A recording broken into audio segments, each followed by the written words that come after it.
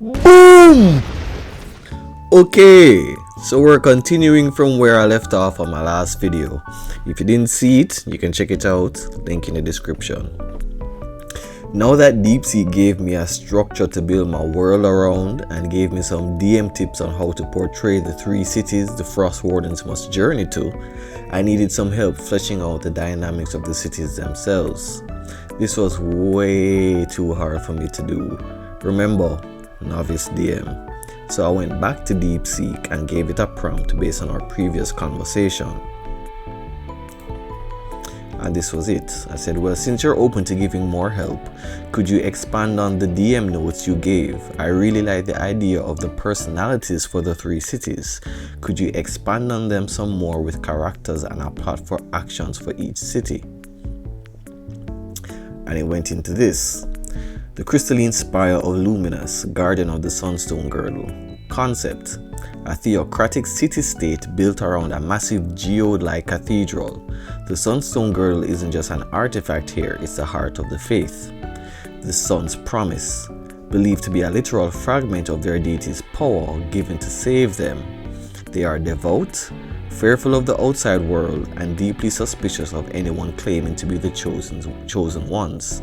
Key NPCs: High Luminant Valerius, an elderly fervent and paranoid leader. He truly believes that removing the girdle will cause the entire city to freeze instantly and their souls to be forfeit. He is not evil, but tragically misguided by zealotry. Captain Theron of the Dawn Guard, the stern, by-the-book commander of the city's paladin order.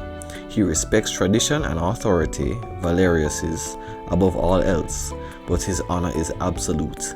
He will follow orders, but if proven wrong, his guilt will be immense. Sister Elara, named for the Artificer, a young, idealistic acolyte and historian. She has studied the original text more closely than anyone and secretly believes the legends point to the return of the Wardens. She is a potential ally who can provide the players with crucial information if they can earn her trust. The hook and the challenge. The players arrive to find the city in a state of high alert. The unnatural expansion of the Everfrost has made Valerius even more reclusive and protective. He will outright refuse to hand over the girdle, declaring the players to be heretics or fools. How to retrieve the belt. The players cannot simply fight their way through a city of fanatical paladins. They must use diplomacy, guile, and faith. The test of faith. Valerius, to prove they are false, may demand they undergo a trial in the sunken glacier beneath the cathedral, a sacred prison where heretics and a few captured ice creatures are kept. He expects them to fail or perish. The scholarly path. Connecting with Sister Elara could reveal that the original pact wasn't just about guarding the belt, but about giving it to the heirs when the stars align, a specific celestial event that is now happening. She needs them to retrieve an original scroll from the glacier as proof to sway the Council of Elders. The crisis. As the players are debating, a frost horror, a powerful ice elemental, empowered by Voroth's waking power, bursts from the glacier, attacking the cathedral's heart. The Dawn Guard is overwhelmed. The players must choose: fight to save the city that rejected them, or use the chaos to steal the belt.